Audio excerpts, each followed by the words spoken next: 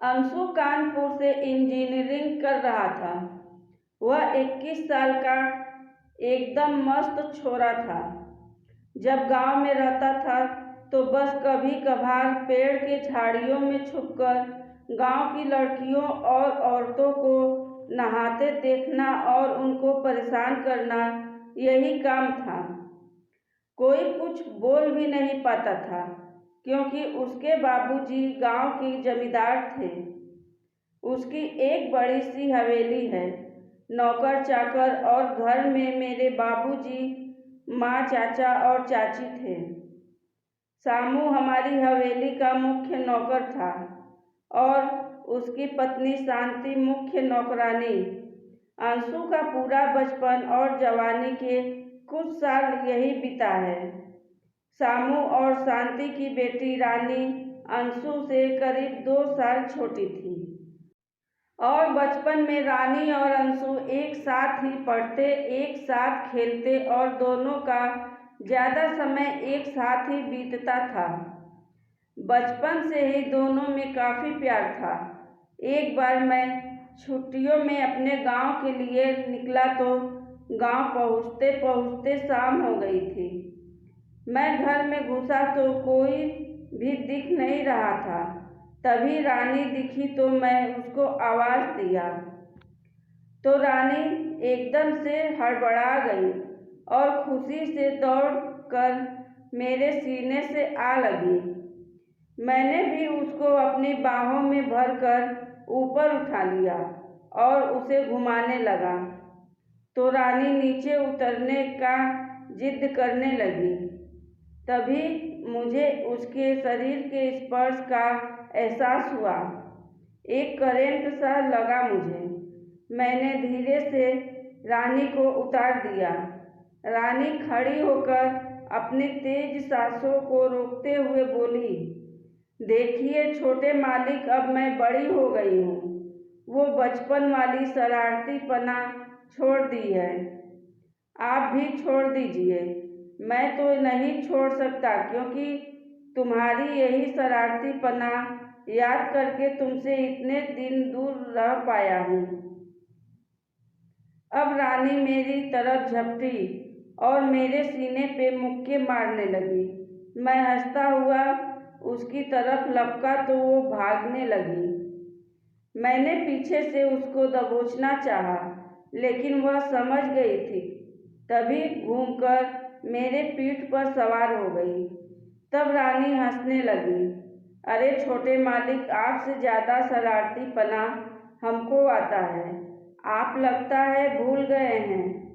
तब मैंने रानी को उतारा और गले लगा दिया। हम दोनों बचपन के साथी थे, इसलिए उसको कोई ऐतराज नहीं था। मैंने उसे यूं ही पकड़े हुए पूछा, घर के सब लोग कहाँ गए हैं? तो रानी ने बड़ी मासूमियत से जवाब दिया कि सब लोग पास के गांव में शादी में गए हैं और मेरी माँ बाजार गई है। पिताजी शहर गए हैं। बड़े मालिक ने कुछ काम से भेजा है। बात करते हुए मैं उसकी पीठ को सहला रहा था तो वह बोली, छोड़िए मेरे शरीर को, कुछ हो रहा है। वो घाघरा चोली पहनी थी। वह जवान होकर एकदम देसी हीरोइन लग रही थी। उसकी मस्त शरीर का ये एहसास ही मुझे पागल किए जा रहा था। हम आंगन में खड़े थे और रानी हंस हंस कर मुझसे बात किए जा रही थी। उसने खुद को मुझसे छुड़ाने का जरा भी कोशिश नहीं की। कुछ देर बाद मैं रानी को छोड़ दिया। तब रानी मेरा सूटकेस उठाई और हम दोनों मेरे कमरे की तरफ चल पड़े। फिर मैं नहा धोकर शर्ट और बनियान पहन लिया और अपने कमरे की खिड़की पर खड़ा हो गया। हमारे गांव में लाइट कम ही आती है, इसलिए लालटेन से ही ज़्यादातर काम होता है। मैंने रानी को अपने कमरे की तरफ आते हुए सुना तो जैसे ही रानी मेरे कमरे के सामने से निकली, मैंने पीछे से उसको दबोच लिया और एक हाथ उसके मुंह पर और एक हाथ उसके सीने पर रखा और जोर से रानी के मुंह पे हाथ होने की वजह से चीख बाहर नहीं निकली। जब उसने मुझे देखा तो राहत की सांस लेते हुए बोली, छोटे मालिक, आपने तो मुझे डरा ही दिया था। मैंने रानी से पूछा, तुझे दुख रहा है?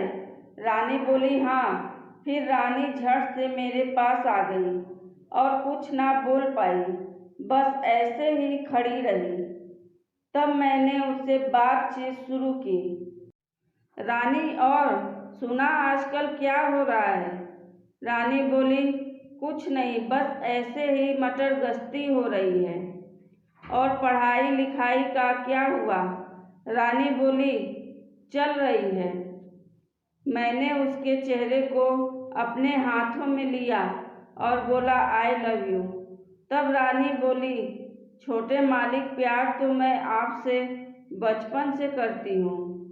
क्या आप दिल से प्यार करते हैं या मेरे शरीर से प्यार करते हैं? अगर मेरे शरीर से करते हैं तो ये रहा मेरा शरीर।